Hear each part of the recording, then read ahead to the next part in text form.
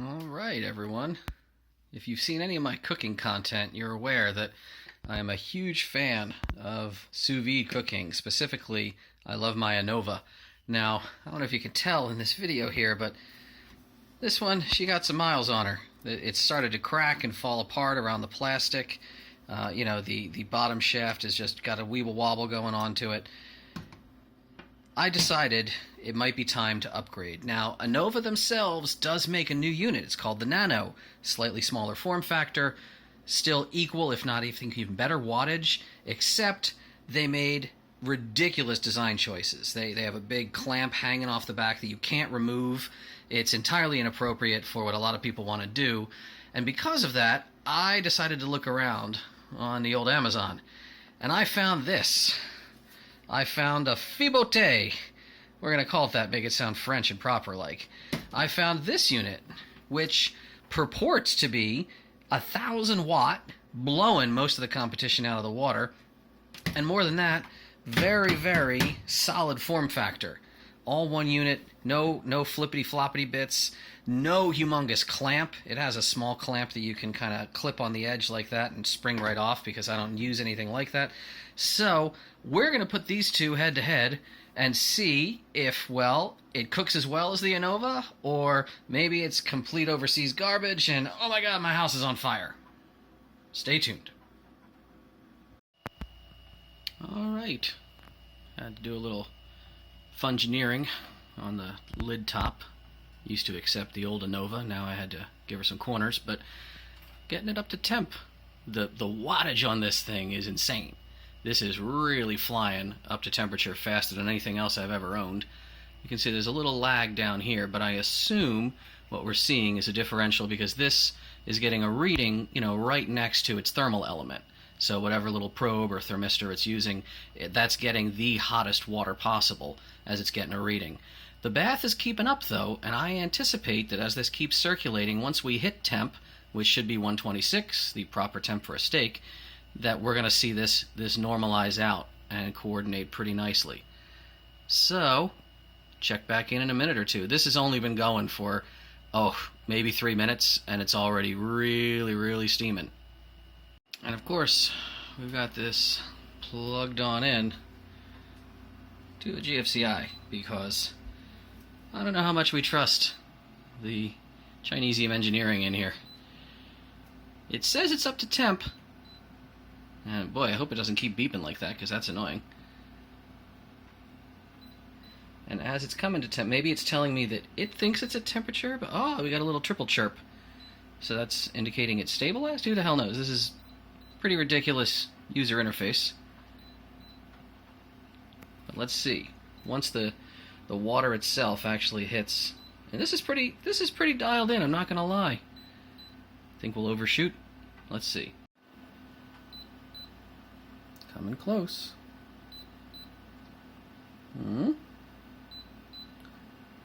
Boy, I gotta tell you, if that thing does nothing but beep.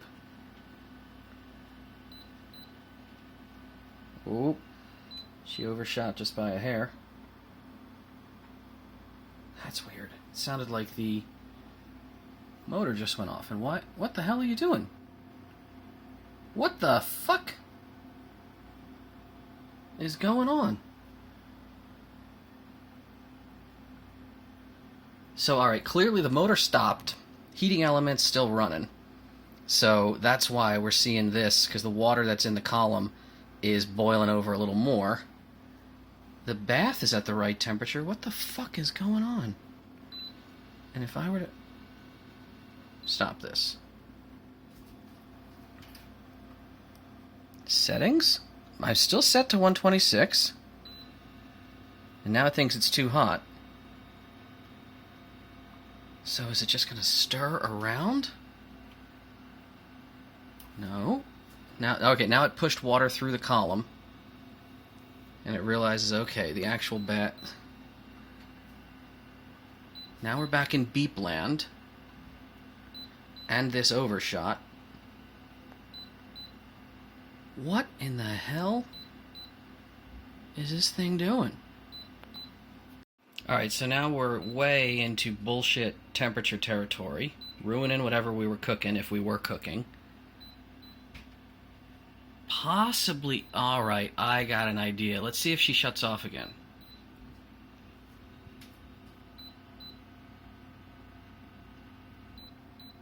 Yeah, shut off.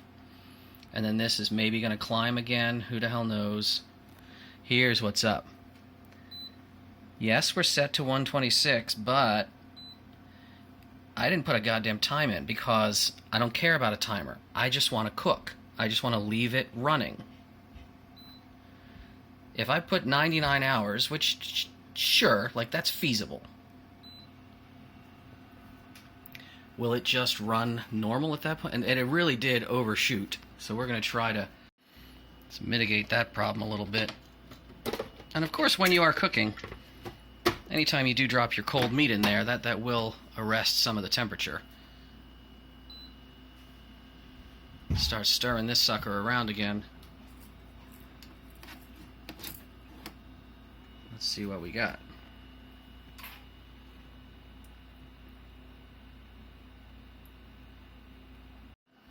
Alright, that brought it back down. And now it's fighting its way back up. Why are you bitching about... Alright, so it hit temperature. That's what it's saying. Yes, I've hit temperature. Here's my 99 minutes. Yes, I've hit... Oh, wait, is that minutes or seconds? Tell me that's hours, not minutes, right? Please. If the max you could do would be 99 minutes, that's just ridiculous. After it starts ka-beep-a-beeping, it's saying, hey, everything's good. And in fact, yes, we're hopefully not going to overshoot.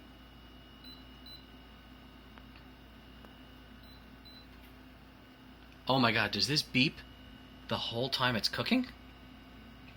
Thank god, no. Okay. So it looks like, you know, the first minute it beeps saying, hey, I'm at temperature. And now we are at, 98 minutes. I'm sorry, 90... Is that... Oh, yeah, 98 hours, 59 minutes. Okay, we can work with this. A little bit silly that you have to put in a time. But what are you going to do? Now, as far as target temp, I'd like to see this managed a lot better. Oh my god. Hopefully this will normalize out. But that's a pretty crappy thermal sensor. If we're still climbing, we're still climbing. What are you freaking doing? This thing's a piece of garbage, possibly. So it's been another maybe 5 minutes and it has not normalized out. If anything, it's gotten worse. So if there were food in there right now, that would be getting ruined. That kind of sucks. Well, it's been going for a while now. Still thinks that it's trying to hit 126 and still failing pretty miserably at it. Come on, guy. So just to check, I wanted to pull out the Anova to see what kind of numbers we were getting. The Anova registers that it's hotter than it should be, but still isn't quite clocking in at what this little thermal probe thinks it is. So, who's wrong? Question of the day. Alright, I just threw some ice cubes in there to bring it down, and then we'll see the Anova fight its way back up and see if that is more accurate. Alright, the Anova just beeped, telling me it's up to its set temperature of 126, but we've got an interesting result. So who do we trust? The fact that this little thermal probe that we've used for a while in the kitchen isn't the most expensive thing in the drawer. Does that mean this is reading wrong? Does that mean this is reading wrong? Everybody seems to make the water a little hotter than we dialed in. So at that point, I don't really know what to trust. Maybe I gotta get a better chef's grade thermal probe to check. Please note that exit signs on this airplane identify each exit with a green symbol. Arrows indicate the direction to the exit. Look. Pardon me. Sorry. What flight are we on right now? 11:30. Take me. There you have it.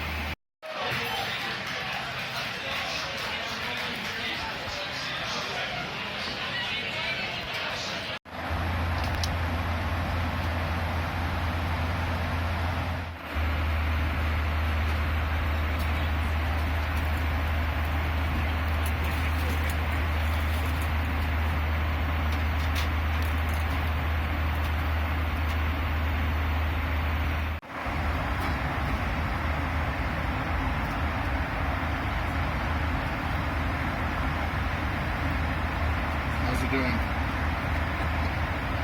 Pretty warm.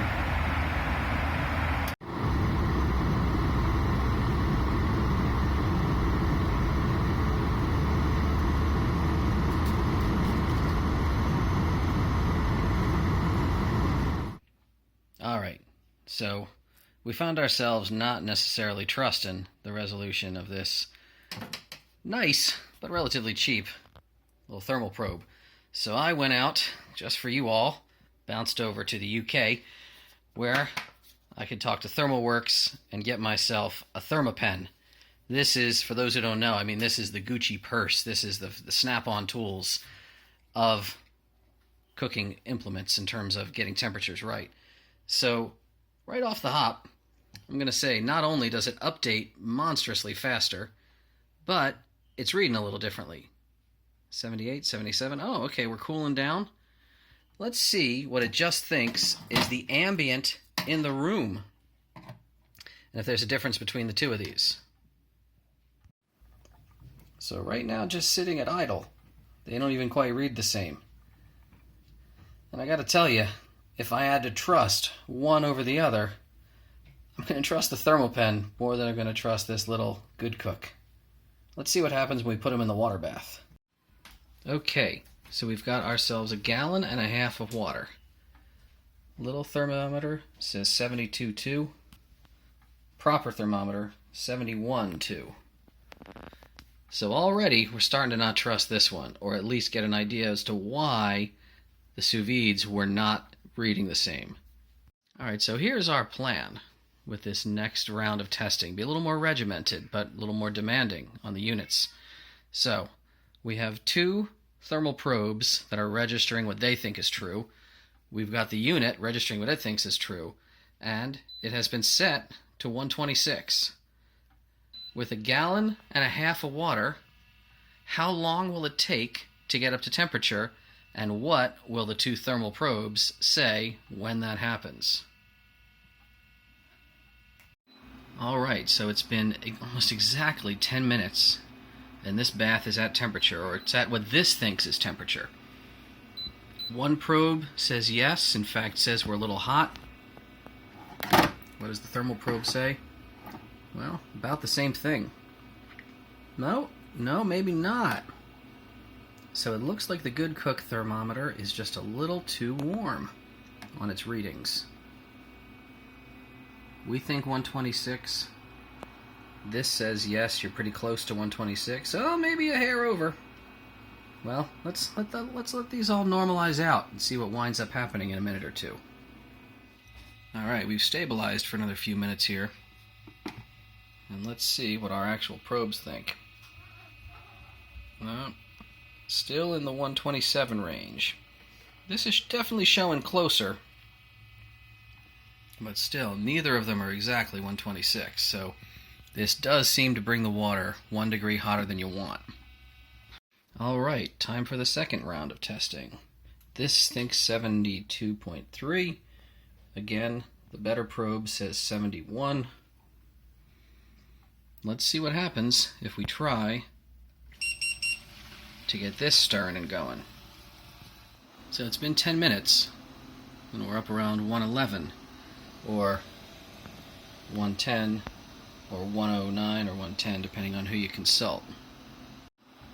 Okay, we're coming up on 19-minute mark, and our water is just about getting to temp, or it's over temp, or it's almost perfectly at temp. So yeah, you be the judge. Alright, a few minutes later we've stabilized. Thermoprobe says 162.5. Little cheap one still says 127. Interesting.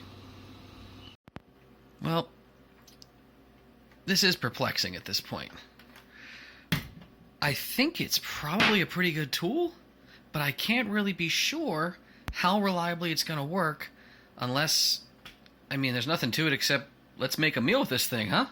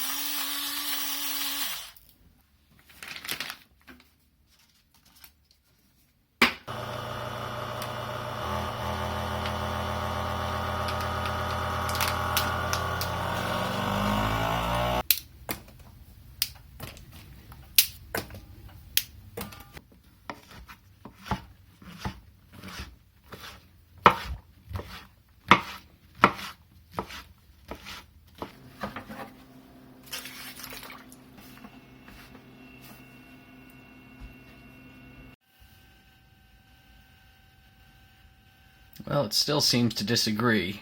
126 here, 127 here. See how it turns out in the end, though.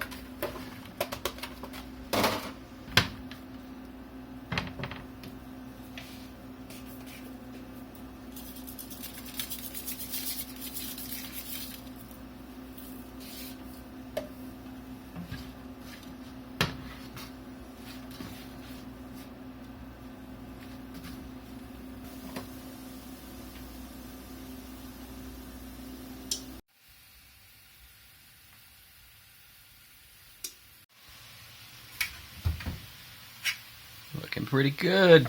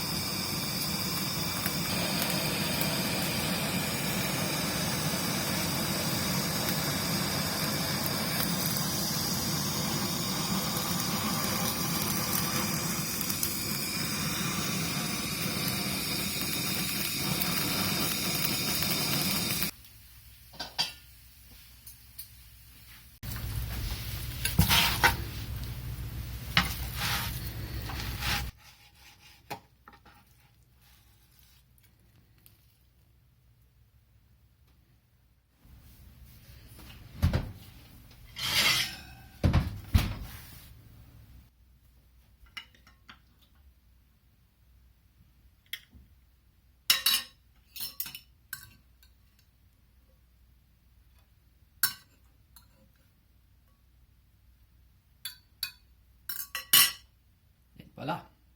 Happy autumn.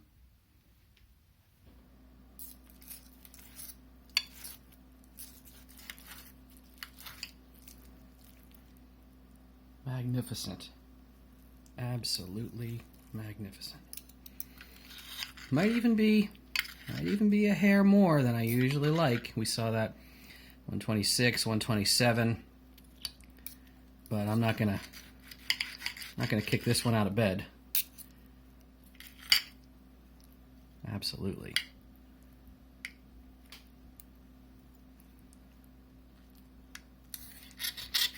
Yeah, I would call this getting closer to a medium rare. See, it's getting a lot more carryover right now. Normally that can be kind of avoided.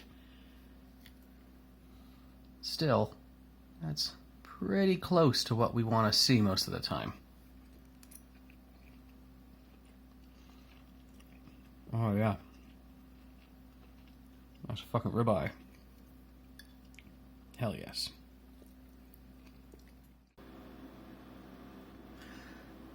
All right, so in the end, what do we say here? Do we like it? Do we not? Do we trust it? Maybe we don't. Personally, for me, this is fine. Once I now know that it's a little bit wonky in how good its thermocouple is, or how good the position of that thermal probe is that is getting those readings, I can just kind of calibrate that down a degree or so, and everything that I'm cooking is going to come out pretty fine. Or so I hope. Put it this way, I'm not returning it. I'm going to keep it. I'm going to travel with it. We'll see if maybe it shows up at a HackerCon near you. If you smell tasty things in the hallway, maybe knock on some doors. Perhaps I'm behind one of them, cooking a feast that, you can try it yourself. All right. Hey, thanks for watching. Hope you enjoyed all that. As most of you know, I don't have a Patreon. I don't have monetization on this channel. I don't have anything of the sort, because I am not a professional YouTuber, despite the fact that a lot of you have subscribed to me. I don't know why. But to reward the community and to engage with the community and give back, what we've started doing is reaching up into the Pelican case of awesome up here, the assorted box of prizes. And we're going to continue that tradition, because it's been kind of fun. So, as we're talking about, let's, aha! Ooh! Oh my!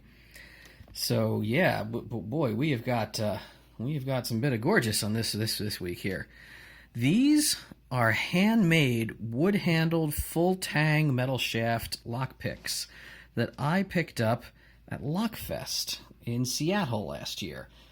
If you don't come to the sport picking events in the U.S., I know LockCon is the big one in Europe, but we do have Lockfest in the U.S. It moves around a lot, and these were among the items on display, and I gotta say, I have tried them. I like them. They are almost too beautiful to use, and they're too bulky and big to go in my job cases. So, while I've appreciated them and owned them for a while, and they cost a pretty penny, they're going to move on to someone else.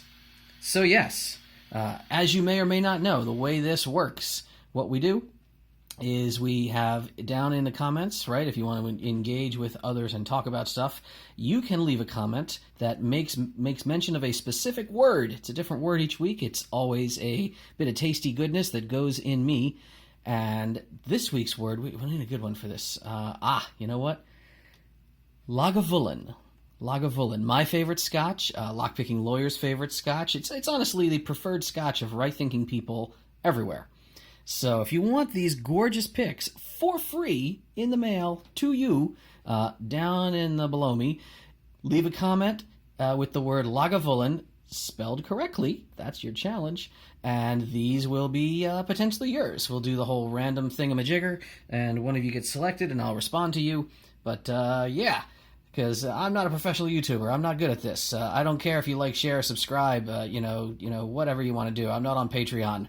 But I am on that internet, so, talk to me down here, or talk to me on Twitter, or just find me somewhere. But hopefully somebody takes these home. Have a good day. Stay safe out there. So there we go. An incredible cut of beef, and there's no way I was eating the whole thing. That's something I really had to get out of the habit of when I used to be way bigger, right? If you're full, you're fucking full. Just save your food. We live in a modern world. We got technology. We got a fridge. We got everything else. Speaking of which, something I like to do, instead of trying to reheat a steak, which is never quite the same, I'll just break her down into some nice chunks and slices. You can grab them just out of the fridge by themselves. Easy peasy.